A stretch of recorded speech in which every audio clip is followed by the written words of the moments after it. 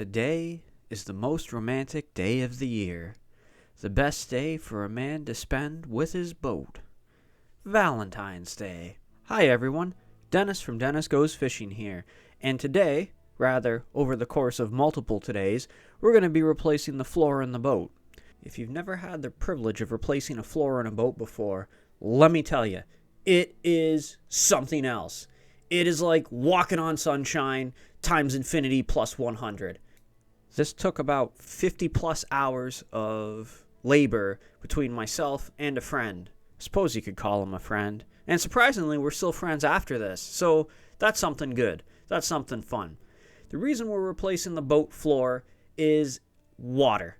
It is not soft, it's not mushy, but it is waterlogged. And I have two pieces of evidence to support this. Evidence piece number one, the live well does not drain. Rather, it does not overflow correctly outside the boat. It prefers to use the inside of the boat as our overflow, which, as you can imagine, could be slightly problematic.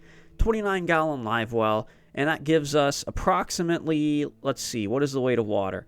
Water is about 8 pounds per gallon, so if we have 8 pounds times 29 gallons, that gives us about 232 pounds at the front of the boat, right above the overflows.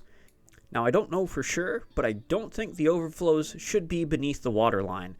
Maybe this boat was assembled on a Friday and they just wanted to get out of there. But it is a Sylvan, and Sylvan's got a pretty good reputation, even though these were an entry-level boat, so I am assuming that they did design this correctly, and it should be draining as designed. Piece of evidence number two, when I drilled into one of my compartments, trying to run some wiring, didn't realize there was foam underneath it, and it wasn't so much foam as it was water.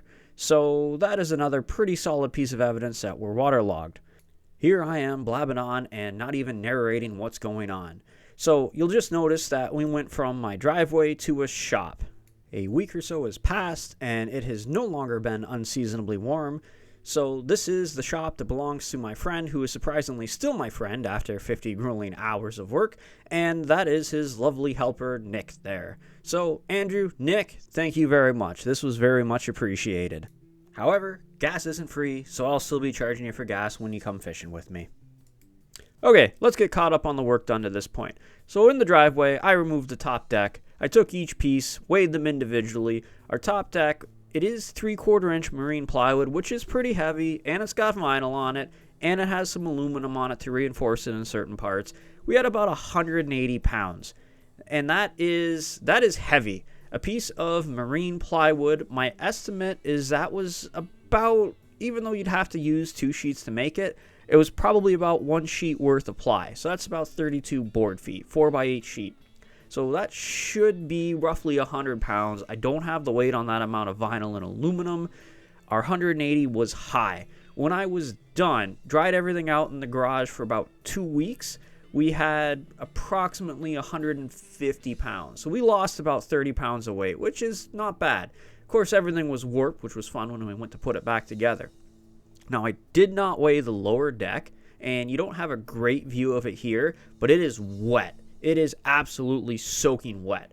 Purchased 2 pieces of marine 1/2-inch plywood to replace the 1/2-inch ply we pulled out, and 1 piece of that was lighter than each individual piece that we had removed. Removing the lower deck wasn't too bad. With everything being so waterlogged, the vinyl just came right off, the adhesive hadn't been holding, and the rivets that held the floor down were pretty loose and grubby, and half of them just came off without even drilling them out. So that wasn't so bad. Cleaning up all the vinyl, we're going to reuse the vinyl. Shouldn't be cheap, should just go buy some fancy new stuff, but have you priced out marine plywood lately? Last year, 3/4 inch ply was $97 a sheet. Somehow, a year later, we are $125 per sheet on 1/2-inch marine grade ply. Like, that is absolute insanity. So I am glad we took a small core out, or a little foam core sample out of our foam here, and it had about 1 centimeter, so just less than 1/2 inch of waterlogged foam. The rest of it was dry. So when we were done here for the day, we got some fans on it, some heaters on it, and dried it out pretty good. Washed all the grub down before we did this, so it was nice and clean-ish, and not so bad. Turned out pretty good. We got most of that moisture, most of that water out. I lied. We weren't done for the day yet. So at this point, Andrew and Nick are taking a very well-deserved break, and I am out getting sticker shock, purchasing 2 sheets of half-inch plywood, telling myself that it was absolutely worth it and not questioning this decision at all. But it's a little late to go back, and I'm not quite sure if I'd have a friend anymore if I told him, nope, we're just going to put it all back together. However, I did debate just drying out the junky wood that was in there and putting it back in, so we won't admit that. Andrew's probably stopped watching the video at this point, so he doesn't need to know. So now we have our next hero. Our hero here is Nick, because he spent, I don't know exactly what it was, an hour or two just taking the old adhesive off, and I am very grateful for him because there is no way that I would have been able to have the patience to do that. So Nick, thanks again. Maybe I won't charge you for gas when we go out fishing this year. Now, there is not a great view of it, but what I'm doing there over to the right is I'm taking all of the old pieces of plywood and I am lining them up to the new pieces of plywood, and I am drawing out the very, very delicate and detailed outlines that are totally 100% accurate, because we definitely cleaned up the edges of the old plywood very, very nicely. And unfortunately, I forgot to bring my track saw. We don't have a table saw. It is a detailing shop after all, not a woodworking shop. So the woodworking shop is at home in the garage, but it's cold outside and I can't fit my boat in the garage, so hence we're here. But we had a jigsaw, and I can cut relatively straight-ish enough with the jigsaw, and that's what you see me doing back there behind the lovely motor, using Andrew's jigsaw because my sister seems to have adopted mine. And look at Nick. Nick's a trooper, just still going at it, still keeping that clean, getting that nice and clean, and a whole heck of a lot cleaner than I probably would have done myself. Now, how did we get to this point? How did we allow our lovely fishing boat to get so waterlogged and require this work to have to happen in the first place? So this boat is a 2005. I am the second owner of the boat. First owner of the boat was a biker, really cool dude, and unfortunately he got sick. I don't know exactly when his health started deteriorating. It's a friend of a friend of a friend type of situation here. Regardless, he bought the boat in 2005, possibly 2006. The last ramp pass on it states 2007. Now, I did have this motor scanned to see how many hours were on it, and it, at this point, has 44 hours on it, of which I have put 28 on my hour meter, and I probably put another 6 or 7-ish, roughly, maybe a little bit more, before I installed the hour meter. So the vast majority of these hours are mine. He may have had 10 hours on it, 11, 12, I don't know, I didn't do the math. I'm a mechanic, I give estimates, leave me alone. Our rough timeline on the last use of this lovely machine is probably somewhere around 2008 when it was parked, and it was covered very well, and it was in a temporary shelter.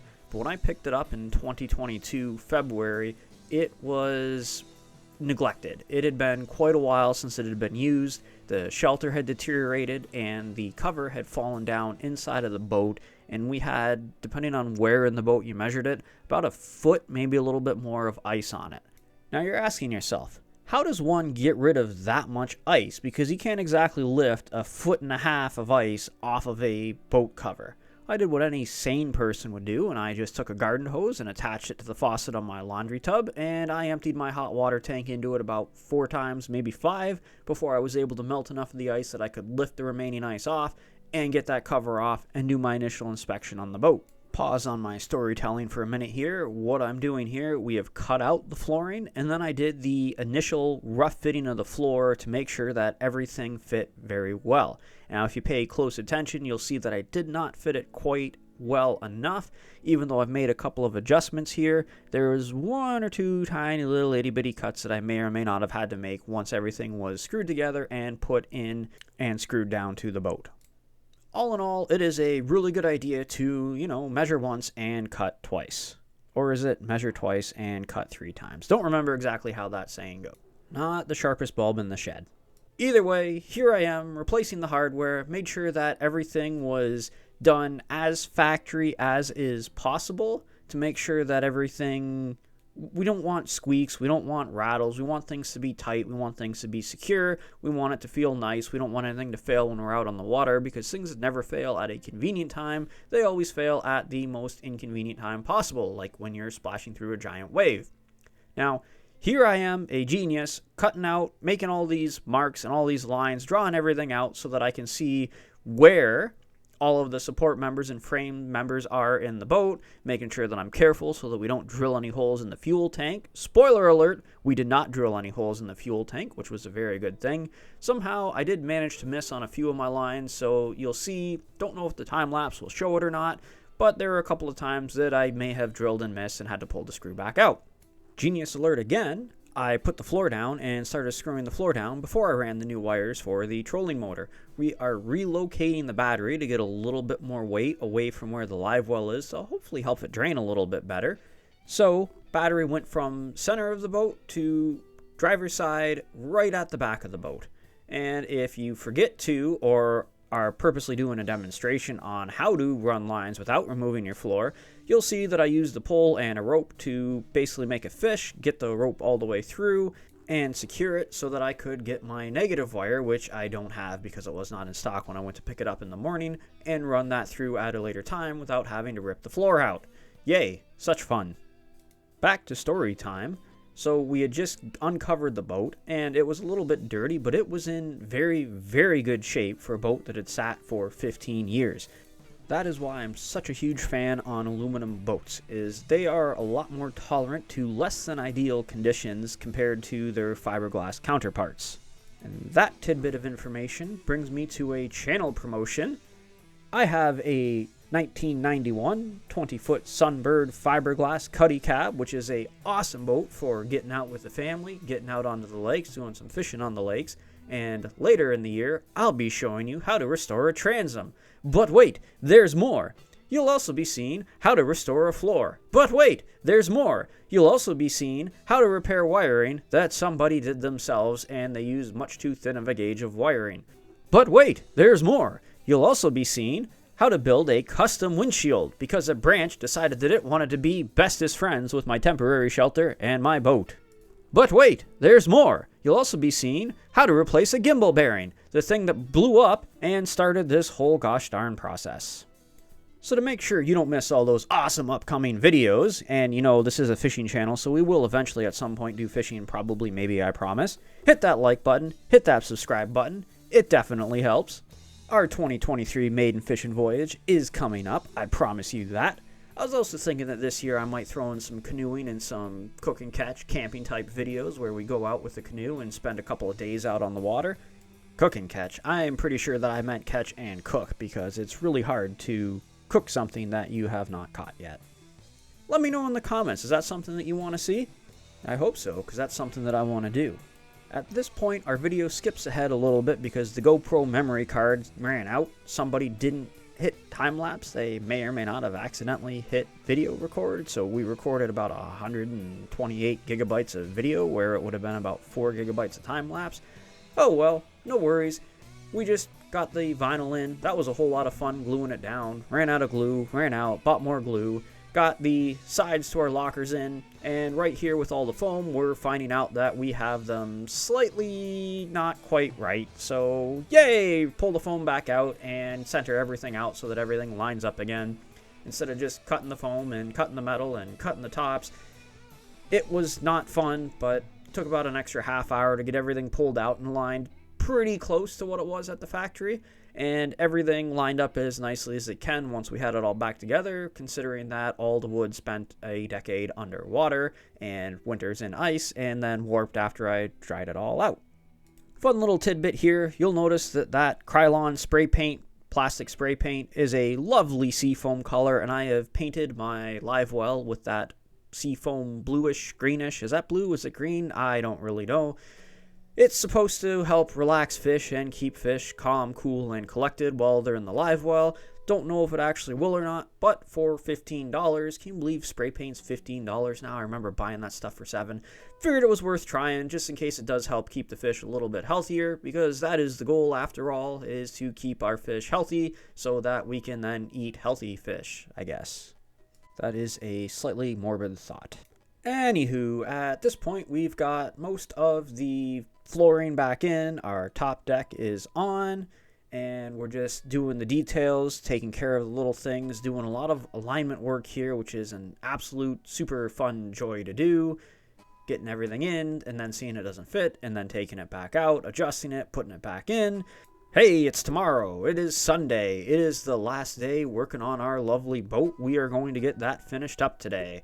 Didn't take us a whole lot of extra time, just more trim fitting and getting things lined up the way that they're supposed to be, making a few adjustments, getting the wiring put back together. It is an absolutely lovely boat and a wonderful feeling, and we're still friends, and I can't remember if we went out for dinner before this or after this.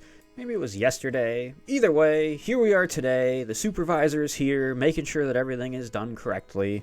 For the first time in many moons, I will have a boat that is absolutely all set and ready to go for the beginning of walleye season, and that is going to be an absolute hoot.